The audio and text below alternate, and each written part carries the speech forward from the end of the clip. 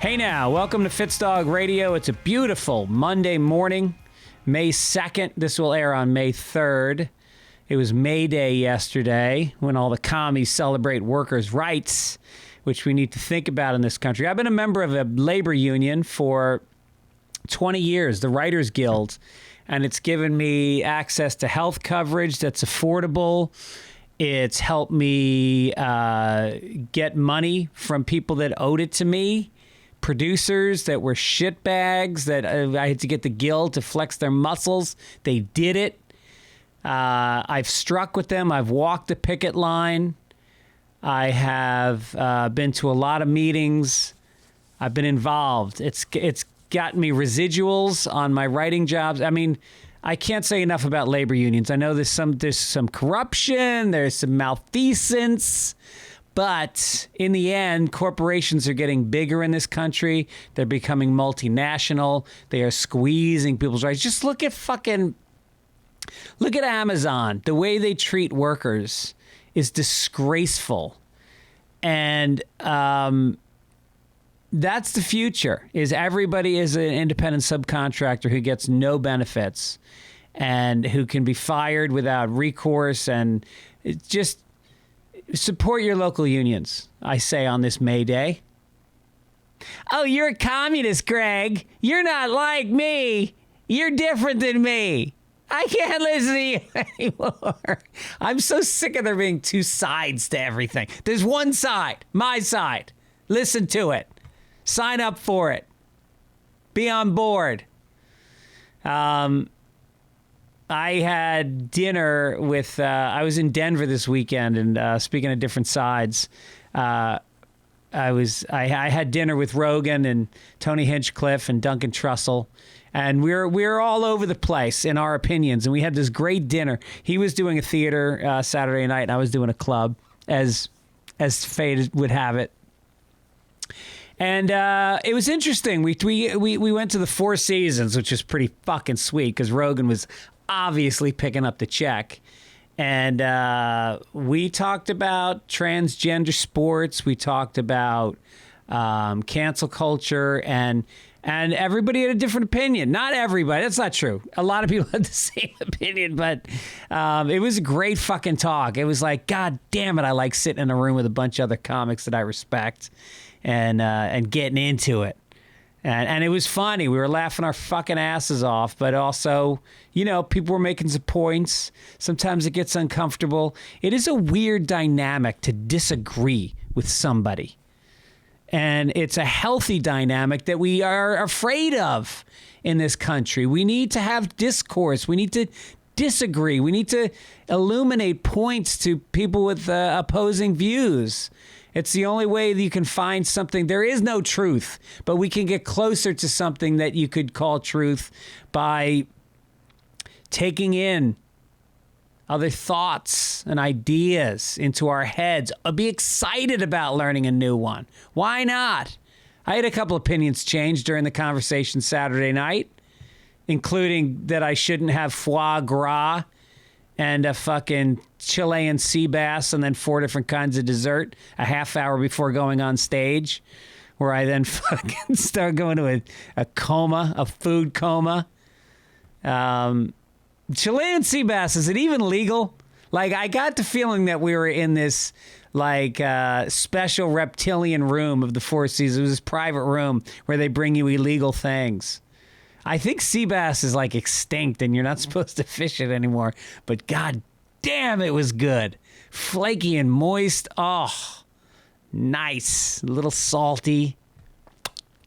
God damn, the homeless in Denver is bad.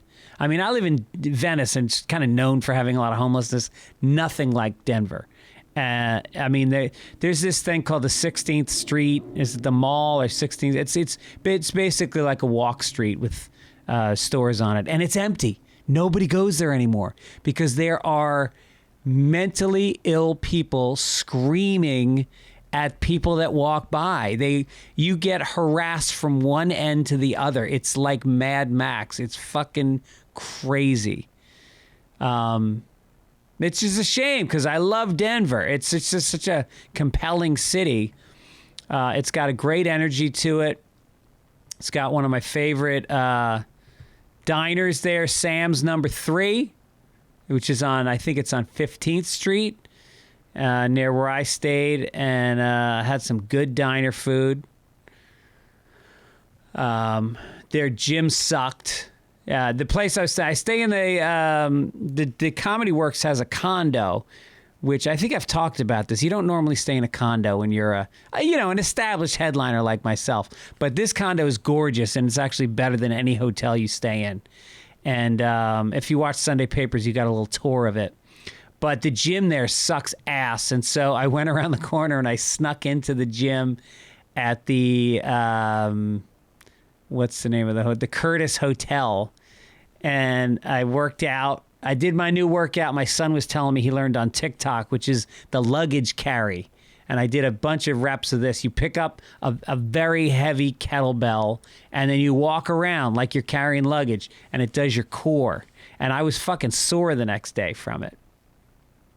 So anyway, I took off my wedding ring because I was doing curls with dumbbells, and it was the ring was ripping into my knuckle.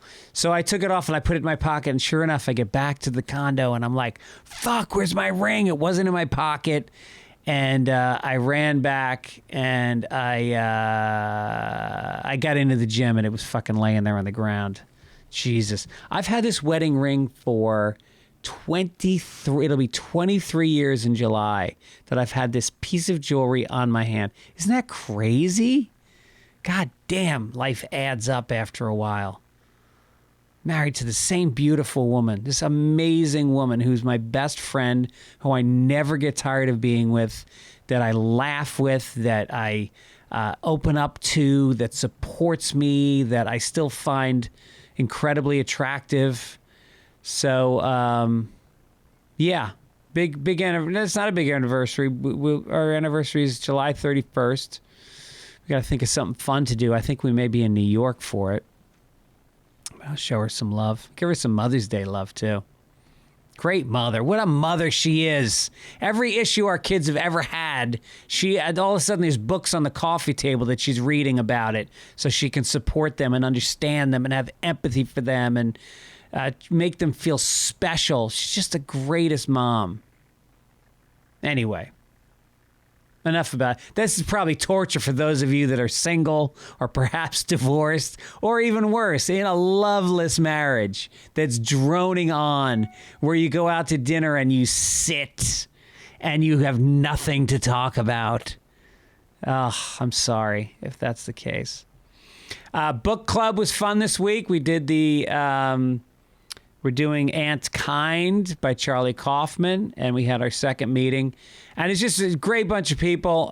Listeners are zooming in from all over the place. One guy's in London, England. I got to ask people more where they're from, but they're from all over. And we've become friends. There's a guy in a basement who's super smart. The British guy is very literate, obviously. I think the Americans are a little intimidated by him. But I suggested to everybody, because we've hit the point in the book where it's very abstract, it's absurd, it's nonlinear, it's a 700-page book, and some people are not enjoying it. They're sticking with it, but they're having a hard time enjoying it. I am not. I love it. I think the writing is it's just so creative and smart. I just get a kick out of it. And I did smoke a joint before my last major reading session, and it helped a lot. And I suggested that to my fellow book clubbers. So maybe the next book we do it in person in L.A. That might be kind of fun. Go sit in a park outside late in the afternoon on blankets. Yeah, maybe we'll do that. My buddy Rob Dukes was in town with his lovely girlfriend Melody. They came out. He's got a podcast that he interviewed me for. Rob Dukes he was the lead singer for Exodus. He's in a band called Generation Kill. Heavy metal lunatic, madman. Look at his YouTube videos of him singing in front of fucking 100,000 people it's like a giant 100,000 person mosh pit. Anyway, he came over the house. We had a cigar, did the podcast. And then that night I put him on the list down at the Comedy Store, and he came out and saw a good show, had some good comics on it. And then he just emailed me that he met up with Jeff Ross, who introduced him to Chappelle, and then they all went back to, there's like a VIP bar in the bowels of the Comedy Store that they set up. It's just for comedians. And he hung out there all night with them and had a blast. So I'm glad that worked out. What else is going on? Norm Macdonald's memorial is on Tuesday, the day this comes out. So we'll have some thoughts from that. Maybe I'll share some nice stories. I would imagine Spade will get up there, maybe Swartzen. Who knows? I mean, Norm, everybody loved Norm. Everybody loved Norm. Everybody misses Norm. Everybody has been going crazy on the internet watching his clips because they're just magic. It's just a mind that doesn't come along very often, and a spirit that doesn't come along very often. He was just a incredible guy. So that'll be a sad day tomorrow, but you know, it'll be deep, emotional as well. What else? I'm watching some good shit. There's that series about the Lakers that's on HBO. That's amazing.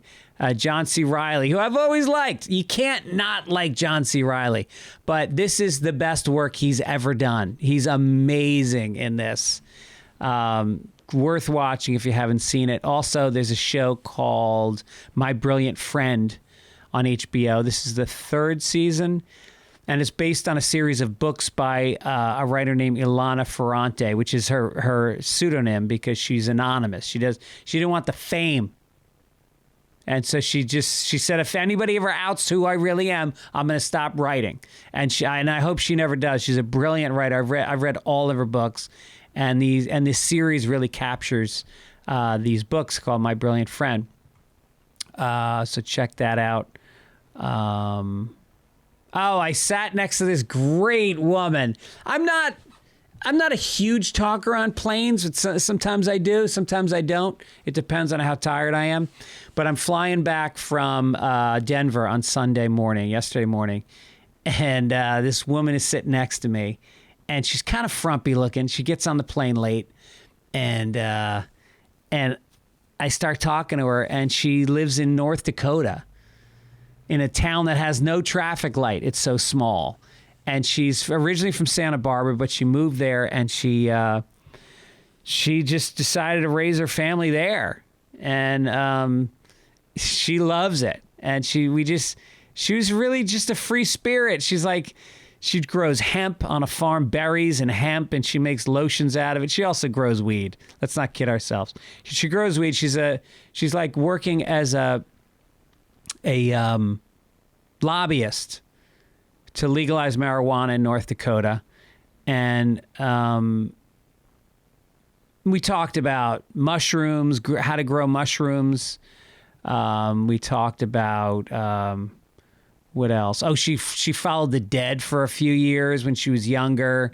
Now she's got guns and a lot of cash. I think she's got a lot of cash on her property because she sells hemp, and it's still not legal to put it in federally regulated banks. So if you're in the weed industry, you've got cash.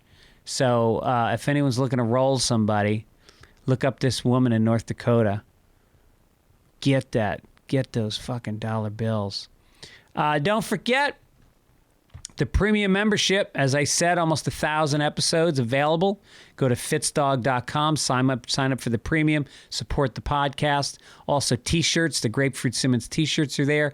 Like and subscribe on Apple Podcasts, if you would. That makes me look good. A couple pieces of mail. If you want to contact me, fitzdog@gmail.com. This one came from Rick Schwartz. He said, I'm double vaxxed. I got double boosted and went to New York City last weekend, staying as masked, it's a hard word to say, as possible, and even outside, and still got COVID. I guess one mask is no match for 9 million unmasked a-holes. Also, the CDC estimates that over 60% of Americans have had COVID to date. And given the politically motivated, poorly timed decision to reverse the mask mandates, that number is sure to skyrocket. Well, it is interesting because I was talking about this on stage in Denver. Like everybody's walking around like the pandemic's over. It's over. It's like it's not. The numbers are spiking all over the place. But we just finally went, fuck it. No, I can't hear you. I can't hear you. We are putting our heads in the sand. And look, I'm not wearing a mask. Fuck it. Give it to me at this point, you know. But it is a weird dynamic that people are still dying from COVID at a pretty good clip. But we're like, hey, we don't care. You should have died in 2020 when everybody else did. What are you doing dying in 2022? It's over. Didn't you hear? So we'll see what happens. If there's another strain, God forbid there's another strain. I think there is another strain. We don't even know the name of the current strain. There's a current strain that's like really contagious. We don't even know the name of it. We gave up.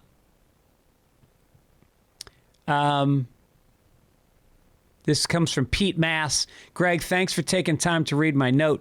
Right about the time you started talking about winged migration with Pete Holmes, all of a sudden I can hear birds from around 53 minutes in and on from the remainder of the talk. Weird stuff.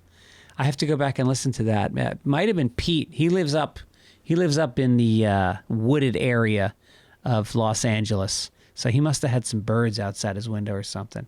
That's pretty cool. A couple overheards.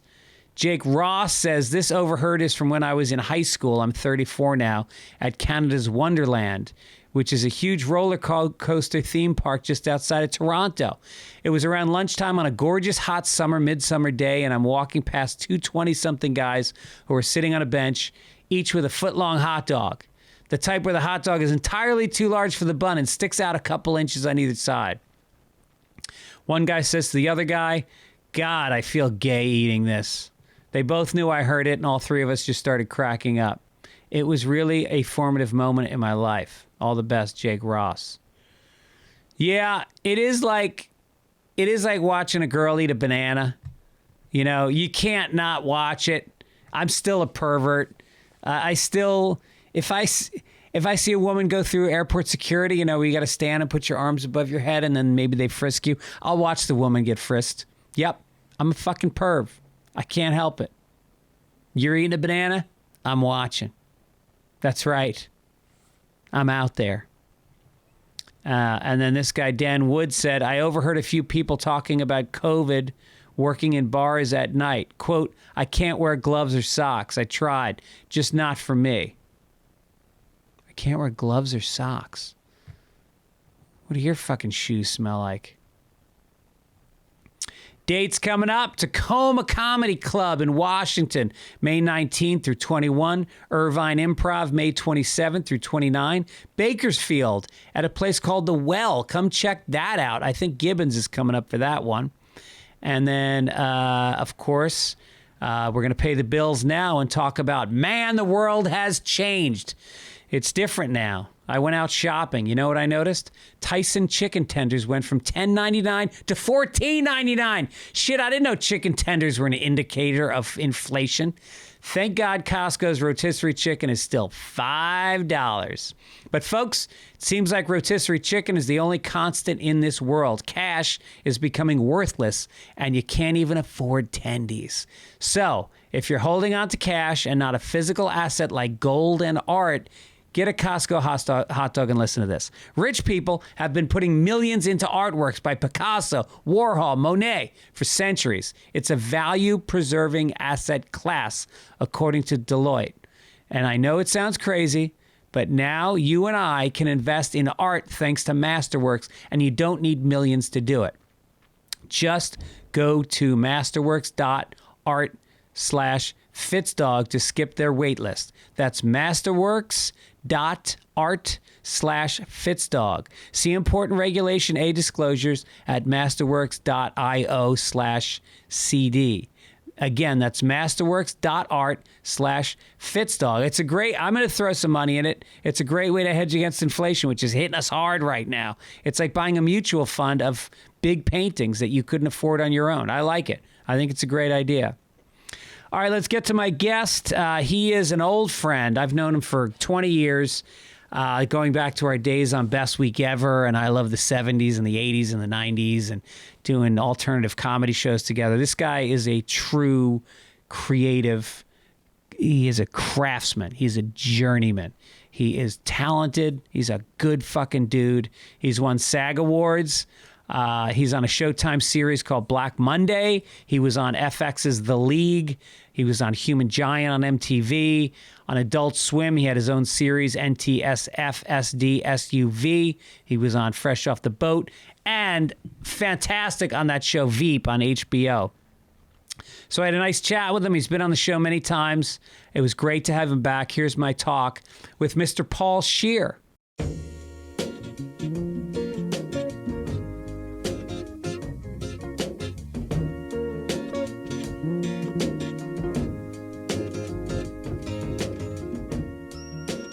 Okay, my guest today. Oh my God. How many times have you been on, Paul Scheer?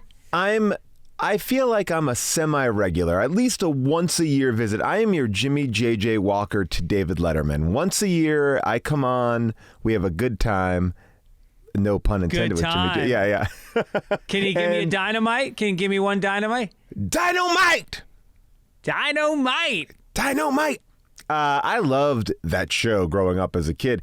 And it's so interesting to me how they talked about things that shows don't talk about anymore. Like, do you remember the episode where they found out that their next door neighbor or their neighbor downstairs was eating cat food? And then that neighbor invites them over for dinner. And then they're really freaked out that they're going to have to be eating cat food. And you know, it's talking about so many different things, but it's like, those are the shows. My kids live in such a bubble. They're watching beautifully represented worlds, and there are issues in them, but they are a little bit more sanitized than a good old-fashioned special episode of A Different Strokes or Good Times. I mean, Good Times definitely went there. Different Strokes had that episode where the kid gets kidnapped and they rename him. One of the main kids on the show, the little redhead. Really? Oh, yeah. He goes into a supermarket, and this is all from memory. I mean, besides the one where Dudley gets raped, that's a different episode. This is the one where the little kid...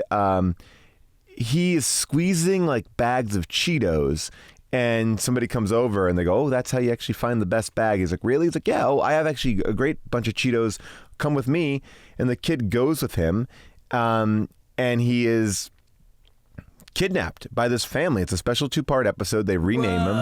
And then Mr. Drummond has to do like a dead drop with money, and they find out that they were just faking him out. It wasn't really a dead drop, and the episode ends with really no resolution besides the FBI breaking into the house where Sam has been kidnapped, and then a final hug between like Mr. Drummond and the kid, and like 2 credits. It's like, wow, that's incredible. My kid would lose their fucking mind if they watched a show where someone got kidnapped. Like, it would emotionally scar them. And these are the episodes where I am thinking about, does my next door neighbor eat, cat food? Yeah. Will I get kidnapped? Well, what was there was an All in the Family where there was a rape. I can't remember if it was Gloria or the wife. Who got? It was I believe Edith? it was Edith. Yeah. I think it was Edith. That's right. Well, I mean, my favorite thing, which I don't know if you, I can't remember if this is given. Do you know Tall John Schroeder? Yeah, of course. Great writer. Nicest guy, literally the nicest human being in the world. Wonderful guy, big voice behind Bob's Burgers, but he like let me into this world that I was blown away by, which is Too Close for Comfort was the show that it had Jim J. Bullock on it. It had, oh my gosh, why am I forgetting his name now? Judge Smales from Caddyshack. The white-haired Ted Knight. And they got, like, just say they got to 95 episodes of the show, but to get the syndication, they needed 100. And so what the studio did was they said, hey, just shoot 5 more and then we can sell it and it's done. So those 5 weren't airing in the normal, time slot. They were just kind of banked episodes to just live for syndication.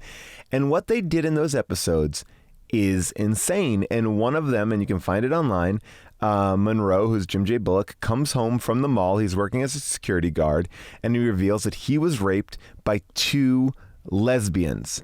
Right, that is the premise, and so he's all like disheveled, and his hair is messed up, and and Ted Knight is talking to him. He's like, Monroe, what went on? And he's like, these women, they got me in the mall. They threw me in the back of their van, and he tells this very dramatic story about being raped at the mall.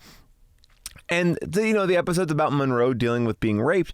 And this is why I bring up, sure, I'm glad that these shows brought up bigger issues and Edith on All in the Family. That was dealt with in a way that was shocking, but it was trying to talk about something big, and I applaud that. This show, Too Close for Comfort, ends with them trying to figure out who these women are. And the final moment of the show is knock, knock, knock on the door.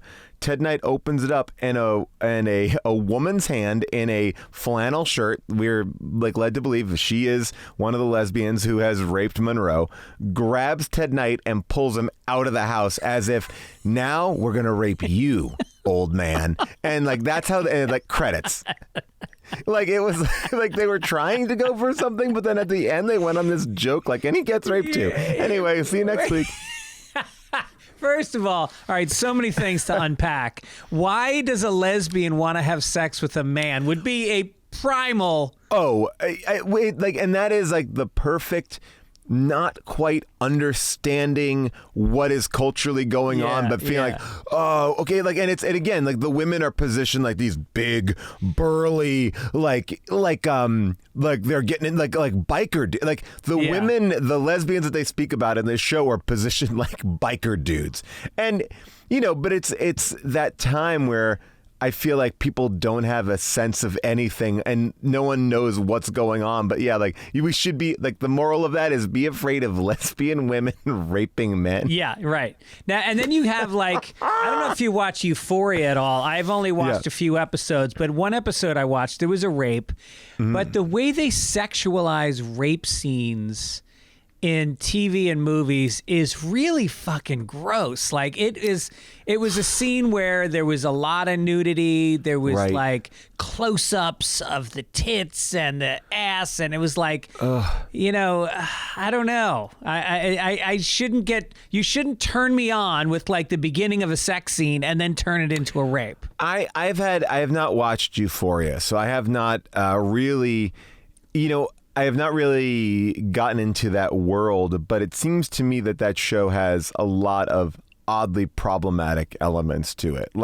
It's they're trying to deal with some bigger stuff, but it has a little bit of a YA mentality. Yeah.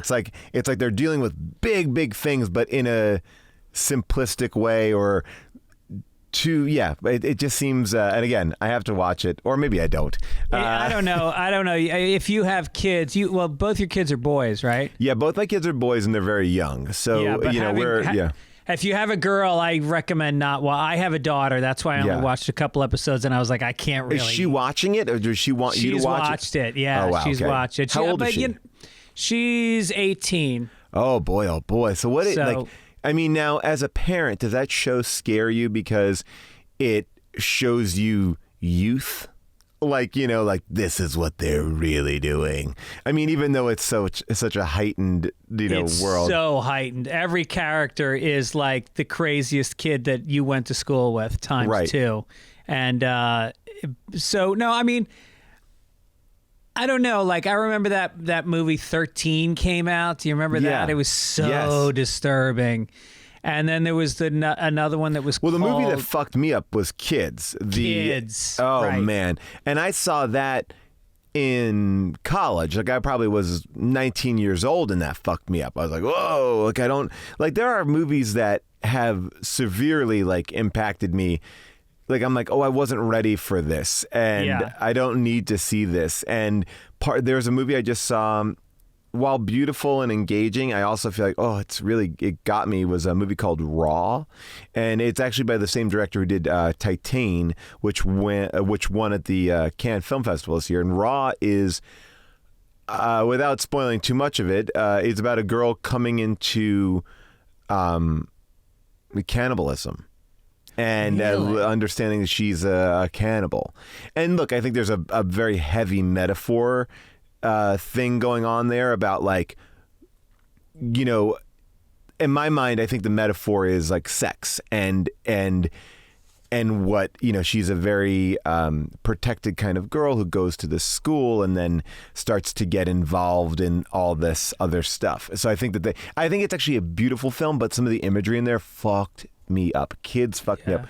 Requiem for a Dream, I always will say that movie scarred me in a way that I can't even describe, because I was seeing it at a screening and they accidentally played the second reel of the movie twice. And it was one of those films where I'm watching it, and when the second reel plays again, I'm trying to make sense of it. Like, I'm Wait, like, so had they played the first reel? They played the first reel, they played the second reel, they played the second reel, then they played the third reel. So it was like, I'm like, is this a director's choice? Like, we'll watch it again. Like, and I'm like, because it could have been, you know, Aronofsky doing something weird, but it was also a section of the film that was so fucked up that I was like, why are you making me? It was like, you didn't get it enough the first time, and little did I know. Yeah. So I'm constant. That movie has also. Yeah, that one hit me hard. And then what was the one in? It was a London movie, Train Spotting. Oh yeah, with the crack addicts that have an infant in the crib. Yeah, like that image stayed with me for a long time. But you know what really hit me is, like, I read People magazine. It's my guilty pleasure. I love a People magazine. Love a good People magazine. And but you know, they always have something heartfelt too. And they had a piece on fentanyl, and they just had faces of like 100 kids between the ages of 14 and 25 that had died. And the stats, you know, that 70% of all drug overdoses are fentanyl now. I know, it's really wild how quickly that took over. I mean, I feel like for a while OxyContin was the thing, and now it's fentanyl. And the fact that I have to jump through hoops to get like the most milquetoast prescriptions, and like people are being able to get fentanyl like so quickly. I like, where is this happening? I know that there have been people that there's a person in my family who was dealing fake prescriptions, like had a prescription pad and was tossing them out, just giving them to different So I mean, I guess it's, you know, it's a thriving market, you know. Well, and you can get it through the mail. That's the problem. Is really? Yeah, you get it through the mail, and that's where most people are getting it now. And how? You think you're like from another country? China. Okay. It's all coming from China, and they've tried. And there was a 60 Minutes piece on trying to track it down, and they sent a crew to China, and it was a series of PO boxes, and every address that was listed was an empty office somewhere. And it's a big multinational scheme, and they can't seem to get to the bottom of it. But the problem is, all it takes is 2 milligrams of fentanyl is enough to kill you. It's like literally a couple of crumbs. It's so little. And so what they do is they'll pretend that it's OxyContin or Percocet or something, and they'll just put some in. They even do it with cocaine now. They say you cannot do cocaine anymore. Wow. Like, you know how occasionally for a goof you're in Vegas with your friends and you do a little cocaine? Do a little coke. Yeah. Can't do it anymore. Well, now what good is my black toilet? I mean, that's why I bought the whole black toilet, you know, I mean, to do cocaine. You know, it's so interesting because you have seen a lot of famous drug overdoses in the last bit of time of people who are, and I guess I wasn't really putting it together, I guess it's laced and they don't even know it's laced. And then they're going back, like Michael K. Williams, I believe, had fentanyl in his, and they were able to bust that couple who sold him the stuff, which is really interesting. it's scary. I mean, and I think why I get scared as a parent is your kids are dumb, right? You don't want kids to fall into that trap. You don't want them to do that. And when you're seeing those pictures of the faces of the kids, like, oh my God, that gets me. I went to a beautiful exhibit in San Francisco. My friend ran an art gallery there, and this photographer, I believe his name is Bruce Gilden, did just faces of meth, and it's just all people who are on meth. And it's like extreme close-ups, like just tight, like no neck. It's just like chin to head. And they're all blown up to be about, 4 to 6 feet tall. So it's like, whoa, big faces, and you walk around this gallery and you're just looking at these faces, and it really, I mean, almost in a weird way, it's like the scared straight of it all. It's like, go walk through that. Like, walk through that. Like, you don't have to hear anything else. You don't have to tell you, like, it's bad. Like, just walk through that. See what that makes you feel. You going to take your sons to that? I got to. That's what I'm thinking about right now. I gotta bring them down there. Yeah, I can't imagine being the photographer who's got the balls to walk up to meth addicts and go, excuse me, you mind if I get real tight and get a couple shots? You know what I think it is? It's probably like, here, you want $50? Yeah. Like, it's like, right. or less. But I also feel like it has that energy. Like, when you look at that show Intervention, my wife watches that all the time. Oh, it's so addictive. So no addictive. Pun intended. Yeah. But when you watch that show, everybody on that show, for the most part, is volunteering to be the subject on a documentary about addiction. And like, oh, I'm so fucked up on my... Like, they're open up. Like, the issue is they don't want to get help, but they have no problem being like, yeah, well, this is how I do my meth. And this is like, they're very open about it. So there is something about, like, I'm sure this guy went up to some people and like, hey, can I take your picture? Of course. Yeah. Yes, I'm proud of it. Right. The amazing thing about that show is how consistent the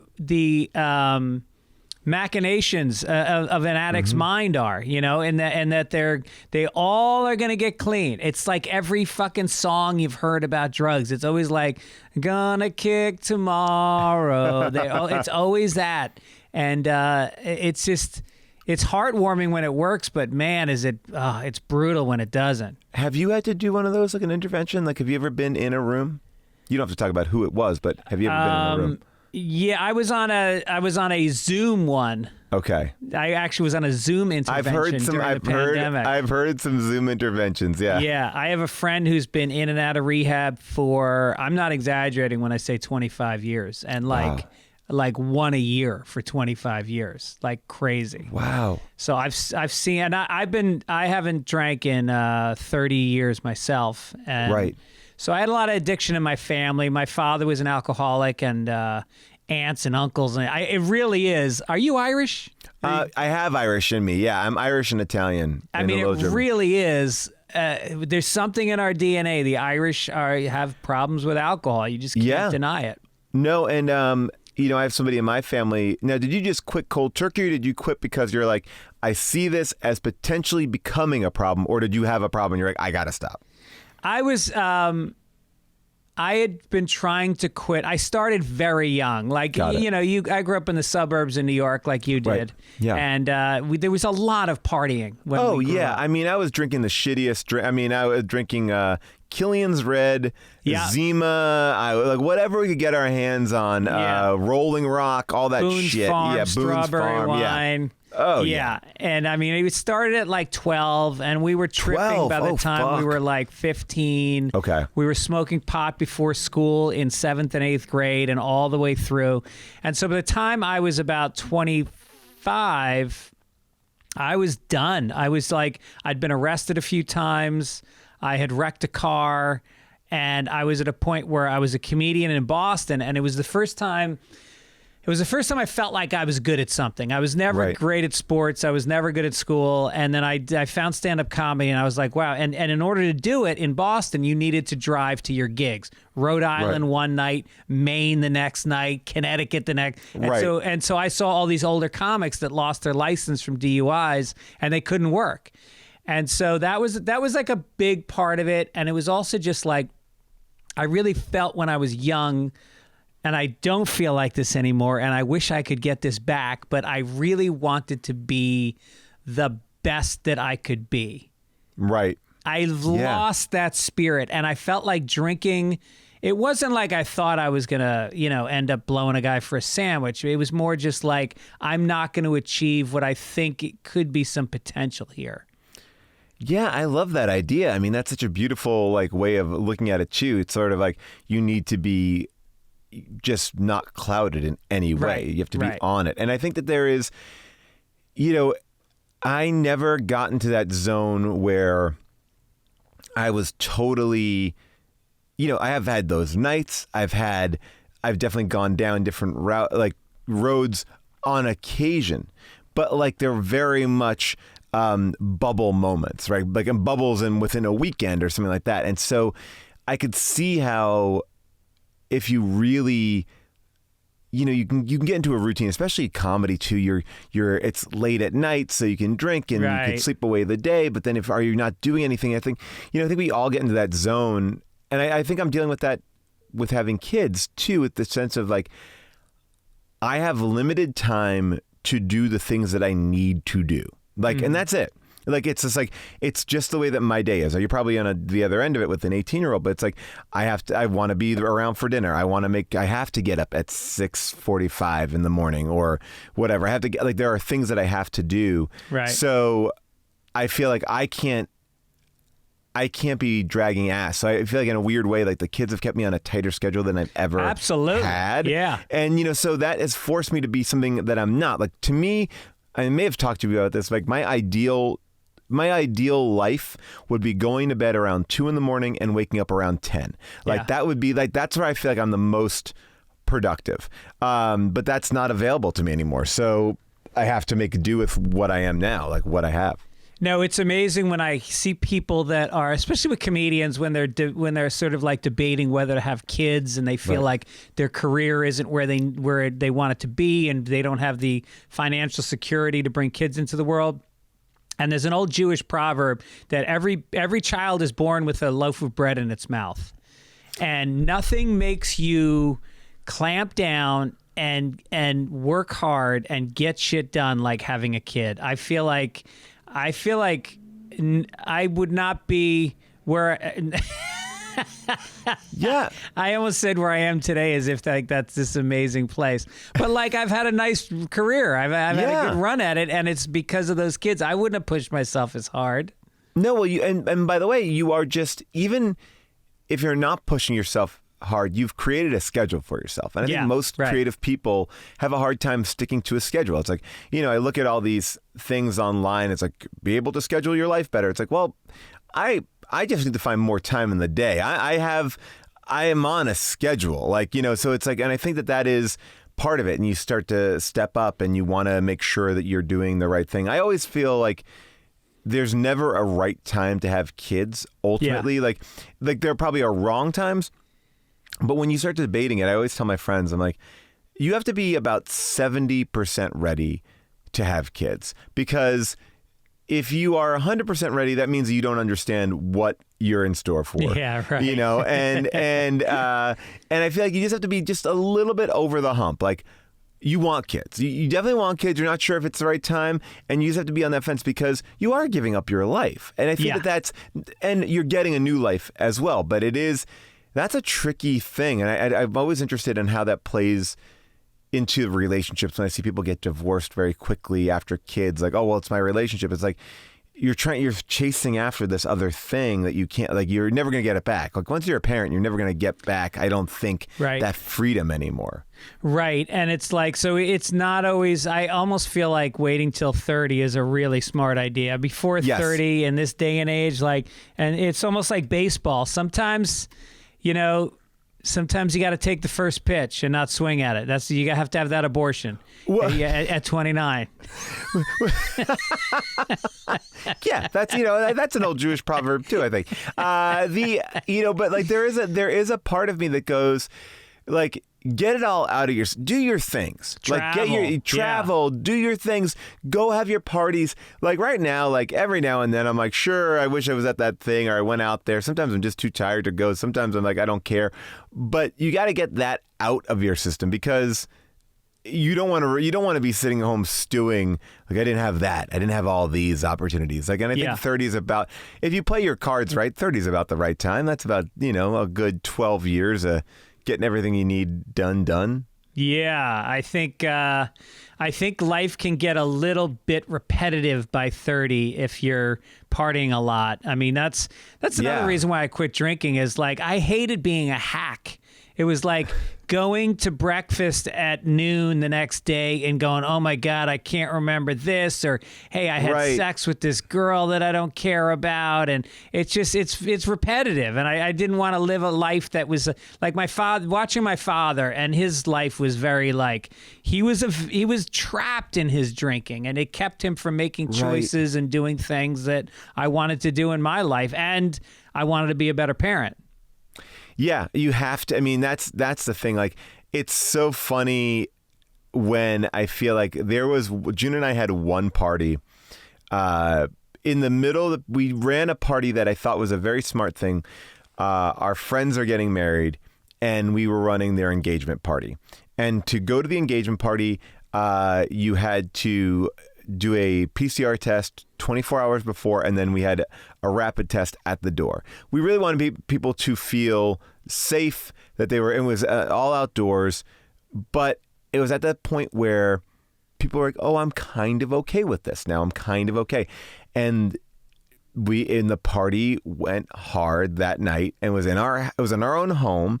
And it was just a lot of tequila. And the next morning, our kids are up ready to go at 6:45, 7. June and I were fucking hung over and just like laying down like on the like we were like a mess, and our kids are they're 5 and 7. They're fine. They're in overdrive at 6:30. Yeah, exactly. And we're like, and I was like, oh, I never want to be this way. Like, I don't want to be like, I don't want them to see me like that. I mean, meanwhile, last night I'm watching like a play-in basketball game, and I said shit, and my son looked at me like, what did you do? And because I have like, so I'm like, oh, I really have a high standard. I mean, I just had a shit in the middle of just like it wasn't even a loud one. It was like, oh shit, like that was just. Were you watching the game last night where the woman tried to glue herself to the floor at the Clippers game? Yes. Now, did you see what that was all about? I was so kind of fascinated by it. It came out today a little bit more. Here it is. I was laughing so hard at this. Yeah, I think they wisely didn't say what she was protesting something, but she was. And when never do you have an idea of what protesting. It is? Okay, I know what it is. So, like, what do you think she was protesting? Like, or in the general vein? Like, do you have any idea? Well, let's see. Minnesota, L.A., basketball. I gotta go Ukraine. Okay, now that would be a smart guess. My thought was, it was going to be something about like wages, right? Or something like that, What she was boycotting was to bring attention to the mass killing of chickens at Glenn Taylor's factory farm. So Glenn Taylor is the owner of the Timberwolves. And she's a part of a activist group called Direct Action Everywhere. She was trying to glue her hands to the court to protest a factory egg farm owned by Glenn Taylor. And I don't even really know what, they said that they are brutally killing 5 million birds via a ventilation shutdown. I'm not laughing at any of that sort of stuff, but I guess Glenn Taylor's farm. But it's so funny because I guess we're talking about it, so maybe it did work. I don't know. If it worked, her hands would have stuck, and it would have been hilarious if they continued playing, and they just went, well, there's nothing we can do. So it's going to be like, when Blake Griffin was doing his slam dunk contest, jumping over people. Yeah, I mean, that would. Now, my question is, but super glue doesn't really work on people and floors, does it? I feel like they're pretty easy to get up. I think you would really need to press your hands down for a while and then and it's only gonna hurt her because it would rip up her skin too. It's like, I mean, if they just put a tarp over her and played, I would have laughed. Just play the game. Yeah. Oh my God. So how do the Clippers look? I went to a few games this year, and man, you know who I love? Who I love to watch is Reggie Jackson. He is one of the smoothest, coolest men to ever grace a basketball court. Well, this team this year, I'm a huge Clippers fan, and they had a tremendous amount of like crazy things happen. Obviously, Kawhi is out because of his ACL. Paul George still out? No, he's back in. But just like 2 or 3 games in from the end of the season. Like he came back right at the end. Right. Norm Powell plays 2 games after getting traded, breaks his foot. He comes in 2 games before the end of the season. So the team that now is playing has no reps together. Reggie kind of held the team on his shoulders. This bench squad really stepped up. So I love a gritty, fun team to watch. And since 2018, after the Lob City thing, like they really have been this interesting team. And yes, there's blown losses, but there's also some high highs. So last night was a loss, and the family, we were bummed out about that. But I also feel like, and I'm going to be like a tinfoil hat person here and say that Ty Lue is one of the best coaches as far as adjustments and making changes on the fly. I just love watching him work. I love seeing what he's doing.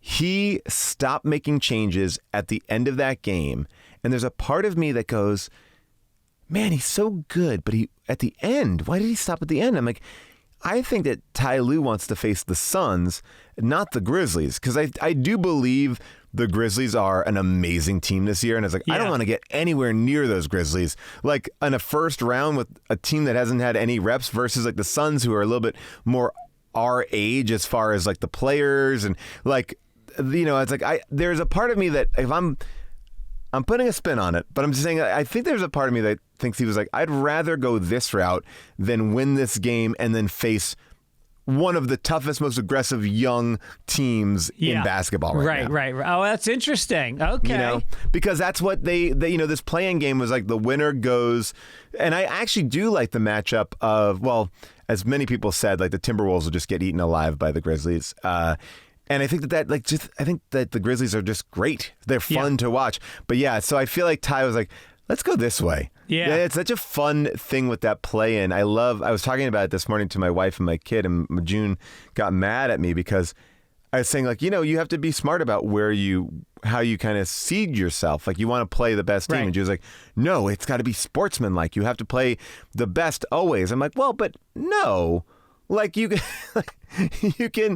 to, like, I think it's part of it is gaming the system. You want to have the best. You don't want to just play the best team. If you can get in under the wire and play a lesser team and get yourself out of the first round, I think that's a good way to go. But I didn't know how to. Reminds me of my golf days in high school. I was on the high school golf team. Yeah, and it's all by points. And to win the league, you have to get the most points. Right. And so you have your 1 through 6 players, and your number 1 player is your best player, and your 6 is your least strong player. And so we went into the final. It was the final match of the season, and we only needed 2 points to lock it.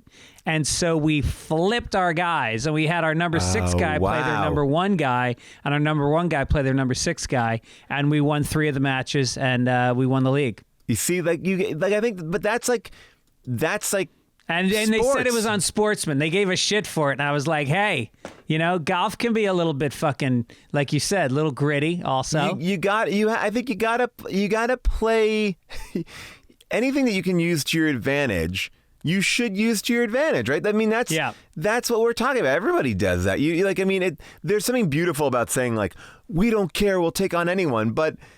It's also like, well, if the opportunity is there, play to your advantage. Like, I mean, right. You know, it's like, it's not cheating. It's like, I guess not chivalrous, you know what I mean? But like, who gives a shit? Like, I mean, you know, I don't know. No, it's like the Sklar brothers, you know, Jason can't do all the punchlines. You gotta. I was supposed to do something with those guys, and one of them got COVID, and I was like, oh man. You know, that must be really annoying because, you know, you not only do you have to like he was I felt bad. Like I I forget which one had it, but it was like you're losing work. You're losing work because you're not even in the mix. Right. I was. They could have CGI'd him onto somebody else's face. You know. Look, they could have just had one of them play both. Yeah. Like, oh God, you devil, like a little George Burns action there, which is a good reference for your crowd, right? Oh, nice one. Nice one. All right, I'm going to put you on the spot. Name 3 other films or even TV shows that have that have doubled somebody. Oh, that's interesting. All right. 3. All right. So it has to be. Okay. So you're talking about the same actor. So like Armie Hammer and The Social Network. That there you counts. go. Okay. Right. That's one. I would say, I'll just jump on this one because it's new. The I guess Nicolas Cage is Nicolas Cage in that movie. Does adaptation count? Because like he's playing 2 versions of himself. Like he isn't, like it's his twins. There are twins in that. Yeah, that counts. All right, that counts. And then, I feel like there's one more. I feel like there's like a Matt Damon one. All right, hold on. There was a HBO show that James Franco was in that was actually very good. Oh, right, The Deuce. Yes. The Deuce. He played his own brother in The Deuce. I also believe Tom Hardy has played twins. Lindsay Lohan has played twins. Famously, yeah. Oh, and the one that I feel like is, for now I'm like remembering them all.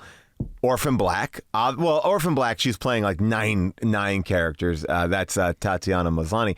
But Hubel was in a show with Mark Ruffalo where Ruffalo played twins, and he had to he shot some of his stuff and had to wait like 9 months for Mark to lose all the weight to play the other because one brother was really over. Yeah, what was that? What was that? That was really God, good. I don't remember the name of it, but it was.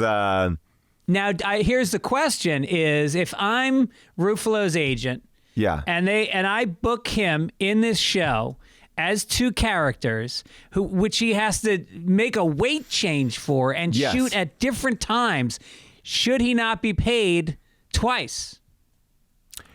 Oh, that's interesting. Well, I think that when you get to the level of Mark, you probably are taking 2, because in my mind, you probably are going I got to do this, I got to, I feel like there is that level. I mean, but I like that idea that you would come in as 2 different characters. I think if you were more getting scale and being asked to do that, then you go I'm going to need double scale for the weight gain. Yeah, remember with Andy Kaufman, he when Tony Clifton came on Taxi, he was paid separately. That's right. Right. I remember that, and I think he had his own dressing room. Yeah, right. Exactly. Yeah. So I wanted to ask you about Gilbert Godfrey dying yesterday. Oh yeah. This is going to air later, but just to put things in context, Gilbert Godfrey died yesterday, and I didn't know specifically he was sick. I knew he looked sickly for the last 5 years or so. Right. But he was kind of he's the kind of guy that you just picture never exercised once in his life.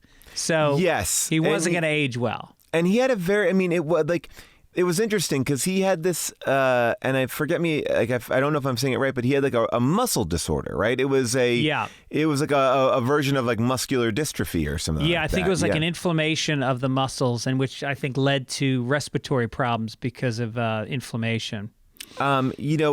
There's a couple of things about Gilbert. It's so interesting because I came up, you're a little bit older than me, but I came up at a time when he was truly making content for me. It was he was doing Iago in or whatever he was, his character in Aladdin. That was I was oh my gosh, she's so funny. And he was on, these USA shows, Up All Night. He was exploding, but also everything was kind of marketed right to me. And I remember not only did I love Gilbert in television, but I loved him on Howard Stern. Howard Stern, him sitting in on the news, And I remember there was like a period of time like where he like also had like his appendicitis, or he had appendicitis, and he was like trapped in his house and no one knew for a handful of days, and like that was like he was a side character on the Howard Stern show, and it was like one of those guys like taking down dice and doing the Dracula stuff, like so funny. Like I loved him, and I got and for me, it was Beverly Hills Cop 2. You know, it's like I loved all that sort of stuff. And so when I got to do his podcast, just a lovely, cool. Lovely, sweet guy. I mean, obviously you know him way more than I do, I'm sure. I've gone out to eat with him probably 4 or 5 times, and he never once offered any money. It was always like a group of people, and he was the cheapest motherfucker. He lived with his mother into his 40s. He still lived at home with his mother. Yeah, I think until he got married, and he didn't want to spend the money. And he made good money all those years, but he was like fanatical about not spending it. It was hilarious. You know what I think I was really surprised at? And again, I don't want to talk ill of the dead, but I was surprised that he had kids. I didn't know he had like he seems to me like such a like I pictured him in a studio apartment in New York City for his entire life. Like that's what I kind of viewed him as. Yeah. And to think of him as having like this other life. It's the way I think about like Norm Macdonald and, this idea of like when you hear like, oh, he dated Elle Macpherson, you're like, wait, what? Like, what is that? And he was, inviting people over to his house and having a social life. There's like these certain people that you feel like just kind of like just come out of like a cold freezer. Yeah, and like Dave Attell is like that. Yes. Yeah. But it was interesting. I feel like he got some nice flowers yesterday, which is, not surprising, but it's like, it's nice when you feel like people take a moment to be like, oh, Gilbert, like, like I love, like, and he had one of those careers that I think like touched a lot of different people in very different ways. So I think that that's a really interesting thing about him. And the thing about him, and I think, I don't know if Lewis Black wrote something that was really sweet on Instagram. And I mean, I don't know the wording of it, but the spirit of it was that there are people that are offensive because they're toxic, and there are people that are offensive because they're coming from a place of joy. And him shaking it up with the kind of jokes he did was purely silly, and it was meant to be fun. And the fact that he got in trouble and lost that Affleck campaign was so ridiculous. It was so upsetting. I remember that being because, but that's also the kind of bullshit that happens. I remember Brian Husky, great comedian and actor, writer, UCB guy. He was on the Onion sketch comedy show, which is like a fake Fox News show. And it was like on Bravo. It wasn't even like it was like a lower tier cable channel. And he lost his Sonic commercial deal because there's enough letter writing in to the Sonic people that he was on making fun of blank, blank, blank on the Onion show. And that was it. Like, and it's like, and it's funny, like, people just want to run away from that kind of stuff so quickly if you are, and these companies and corporations don't want to deal with it. And Gilbert had always been that way. And it's like Don Rickles, or it's that level. But man, what a bummer year for just really interesting comedians. I mean, that we've lost. I mean, it's been a really like. Oh my God! There was a photo. Somebody posted a photo of Jeff Ross sitting in a booth in a restaurant with Norm Macdonald, Bob Saget, and Gilbert yesterday, and I was like, "Wow!"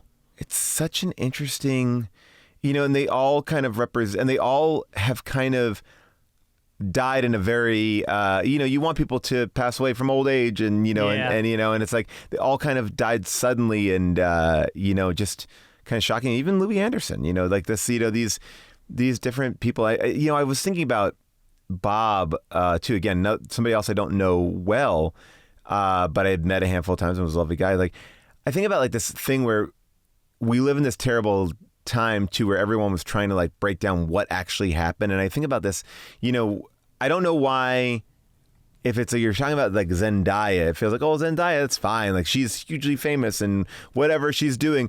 But then you realize like, oh, like Bob has like this family and he's got to now live through like these clickbait articles of this thing. And it's got to be like pulled out of the depths. It's like, that's such a weird, it's like you're already grieving and then you have this other thing running as an undercurrent to it. Just so kind of, so upsetting. Yeah, it is. And, there's memorials that I know Norm's memorial is, I believe it's coming up. And those are really like comedian celebrations. Yes. Are so life affirming because people come out in the best possible way and they want to share funny stories and they want to, make fun of the person a little bit. And so I can't wait. It's such closure, and I feel like because of the pandemic, there hasn't been the closure on people. No, these memorials haven't happened. You need to be in the right rooms because it's sort of like the Brody Stevens one. I was at the Gary Shandling one. I was also at Harold Ramis's, and that was like, oh wow, they were all wonderful, like absolutely wonderful. It is also interesting. I guess I won't because I don't want to like make it too obvious, but there was one person in one of those that I just mentioned that definitely made it more about themselves. I'm always fascinated by that. I'm always fascinated by the person who is like, it's so, wow. You're like, really? This is about like you are. They take up too much time. Somehow they get their credits in there. They go, I remember Bob was on the set of my first sitcom on CBS. It becomes about them, and it's such a wild thing. Yeah, that is a funny. It's like the wedding speeches. Like when you go to a wedding, I want to watch this. Let me sit back. I'm going to turn my chair around. I'm going to face the stage. Give me those wedding speeches. Give them to me. I feed them into my veins because it really is a moment where people don't know what they're truly there for. It's it's like they think. I remember there was one wedding where I went to. The bride and groom had separated for a little bit of time, and they got back together, and the dad of the daughter was like, oh man, remember when she went off, when you two broke up, she went off with that tennis player, Pedro.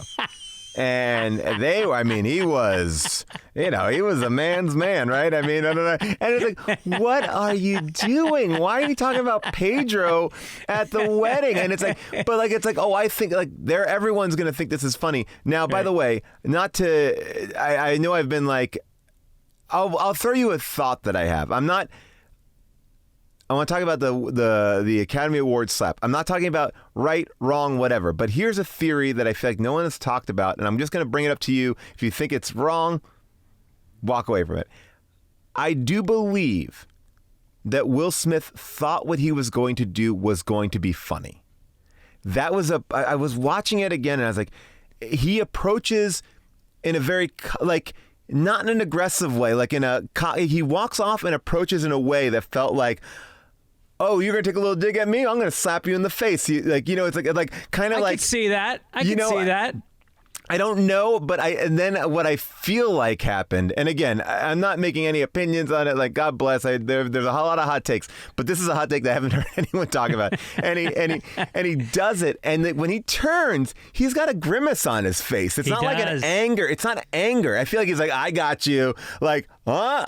Who's, like it's a sort of like, it just felt like that. And I feel like what you don't see is the POV of him looking at the audience in utter shock. Yeah. And when you do something and you felt like, oh yeah, oh shit, everyone just saw me do that. And I feel like he crumbled in that moment and then dug in. I don't know. And then he basically redefined what he was doing based on the reaction of the crowd. That's my thought. But that was not a playful slap. That was a full-on swing. I guess you're right. He's a guy who played Muhammad Ali. He knows how to hit somebody. I know, but then I'm like, well, then he should have hit him harder. Yeah, well, he did smack him. He didn't punch him. Yeah, that's why I don't know. Again, it's sort of like, because I feel like this is like a safe area to talk about it, because it's just like, what was the intent? And I just believe it wasn't, his intent wasn't as aggressive. Now, whether he approached, he didn't realize, it was harder than he thought, it was this, it was that, like, there's something like that turn. When you look at that turn, I'm like, you sold me. I buy this theory 100%. I think that he walked up there. He laughed at first. Yes. And then his wife, everybody talks about how she rolled. Yeah, she rolled her eyes, of course. It was like, Right, of course, so, right. But it wasn't enough to drive him into violence. It was enough to make him go, all right, I am now Jack Nicholson. I'm the guy... Jack Nicklaus. Jack Nicholson. I always fuck up. I'm Jack. I'm the guy who people fuck with at the Oscars, Yeah. And so I'm going to play along. And I just feel like, they felt like there was, and again, that's why I think it's so, like there is something about, like it's so hard to figure out what intent is and what went on and why but I do believe that that's kind of like, sometimes when these fights happen, and we've talked about fighting a lot on this podcast, you and I, like you don't like things can get heated very quickly and you don't even intend them to get heated. Like it's like right. Like the fights that I've been in, it hasn't been a lot of like, oh, now we're gonna fight. It's just like you're like, oh, we weren't fighting, now we're fighting. It's like it's like boom. And I think that's what people are trying to parse, which is hard because it's hard to like rationalize it. It's like you're trying to make sense of. It was an unscripted chaos. Event. He was improvising, and there were moments, and there were beats, and there were turns, and there was it morphed into something it didn't start out as. I think that's a really good theory. I think you should tweet about it. I'm like, look at oh my God. So let me getting back to eulogies. If you were to die, who would you want to give your eulogy? Oh, that's interesting. Hubel? I mean, Hubel. Honestly, I will say this, and I know it sounds like lame, but I would love. My wife is one of like the best speech givers. Like in any situation, like I am amazed. I've watched her talk about political candidates. I've watched her talk about her parents after they've passed away. I've watched her give speeches at weddings. She is one of the best speechwriters I've ever seen, and she can. And just in case people don't know who you're married to, you're married to Sally Jesse Raphael. Sally Jesse Raphael. I'm sorry, she's got the red glasses. Yeah. She's still got the red, but she, she can be funny and bittersweet, and